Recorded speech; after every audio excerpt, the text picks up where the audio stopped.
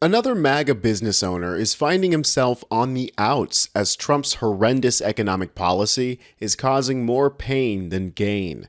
And at this point, it isn't exactly accurate to say that these MAGA supporters who are getting shafted regret their decision to vote for Trump. It seems more accurate to say that they're in a death cult and don't mind watching their lives and well-being go up in smoke in order to please the orange-faced ape currently in the White House. Here's the headline from the Wall Street Journal: how an evangelical pastor became the go-to tailor for Trump's Washington. Now, there's a lot of backstory here on this guy's personal life, and that's all very nice, but it's uninteresting. What's important is that he makes these god-awful jackets. This has somehow made him the go-to guy for MAGA Republicans who want to look like a knockoff version of Donald Trump. We should be thanking this dude for grifting money off of them, but it looks like his little grift is getting more expensive. Until recently, Rios sold suits starting at around $300 each, a price that the company could manage because it sends its designs to China, Thailand, and Vietnam, where the suits are made. Rios has started pricing above $500 a suit after Trump's tariffs and other overhead increased his costs. Some customers have complained. It's been a little painful, Rios says. Now, this guy seems like he's just going to grit his teeth and bear the pain in order to praise his false idol, Trump, which is ironic since this dude originally wanted to be a pastor. But this almost religious dedication to Trump seems to run extremely deep within MAGA right now. Now, we've done stories of MAGA supporters regretting their votes, but what's more common are stories like this. Here's the headline: I'm a farmer who voted for Trump. His tariffs are stressing me out. A farmer who admits that Trump's tariffs are hurting him, admits that he doesn't even like the guy, but for some reason can't seem to accept the fact that Trump is bad, that he made a mistake, simply because Trump's got the color red and the letter R next to his name. The interviewer asks, how did you come to this decision to vote for him? The farmer says, that is a very good question, and it was something I struggled with, to be 100% honest. I was not thrilled with either candidate.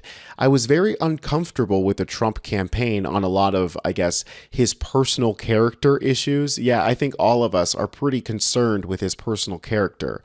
Everybody except Jake Tapper, I suppose. His personal character issues that I am very uncomfortable with.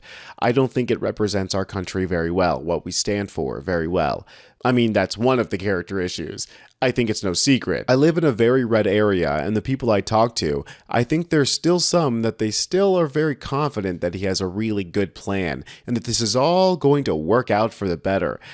And I guess I don't have that much confidence. I think he's doing a lot of running his mouth without much of a plan. And maybe it'll end up okay in the end if he throws his powers around enough. But I'm a little more skeptical. Not skeptical enough to outright say that you made a mistake here, buddy. And the polling seems to reflect this anecdotal trend. Here's some reporting from the Washington Post. There is no regret crisis among Trump supporters. A UMass poll from early April found that a mere 2% of Trump voters regretted their vote in the 2024 presidential election and would vote differently if they could. The corresponding tally among the then Vice President Kamala Harris was 1%.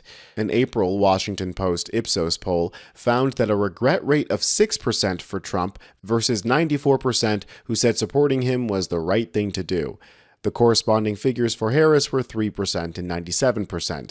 That's not a ton of regret on either side of the aisle. But of course, that doesn't mean that his numbers are good. He's still majorly unpopular. The only reason he isn't completely underground is because Republicans have never been this polarized. They refuse to give up the goose here and are instead doubling, tripling, quadrupling down and running straight into the arms of their own demise.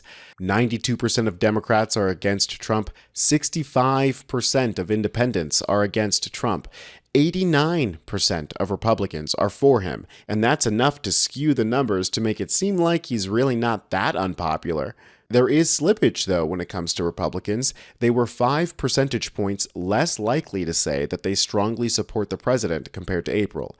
Much of this movement coming from Republicans who say they identify as being part of the MAGA movement, moving into the somewhat approve category. And this MAGA over matter philosophy is going to be the end of us all.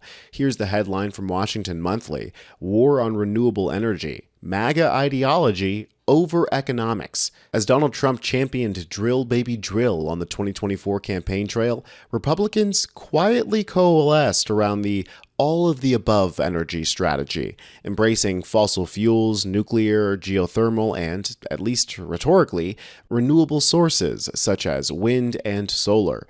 As the growing share of renewable energy in deep red states showed, even anti-climate Republicans couldn't forswear cheap renewable energy. Business was willing to ditch Trumpian rhetoric about the dangers of windmills for bottom-line logic. The economics of renewables, solar is the cheapest energy source in human history, spoke for itself. But Trump's war on renewable energy since returning to office demonstrates the triumph of MAGA dogma over free market principles. As the irrationality of the Liberation Day tariffs reveal, Trump won't let what's good for business get in his way this time.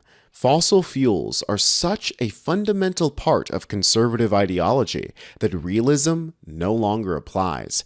The MAGA agenda is irrational. Trump wants energy abundance, but kneecaps the fastest growing energy sector. He wants economic prosperity, but imposes the fastest regressive tax in U.S. history.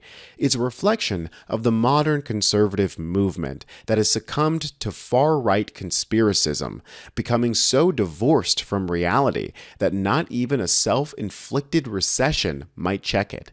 But here is the upside. That's precisely where Democrats can play their hand.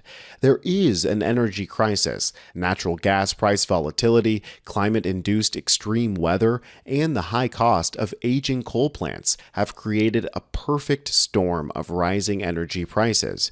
And Trump, Republicans, and their big oil donors are willfully exacerbating it by kneecapping clean energy.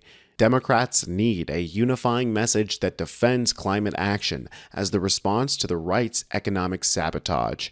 While cheap solar and wind energy projects languish on the sidelines, Republicans are forcing Americans to pay more for dirty fuel. Keep it simple. Fossil fuels equal higher prices, clean energy equals lower prices. And I think you have to keep it about that simple for the MAGA mind to comprehend it. We've said it before and we'll say it again.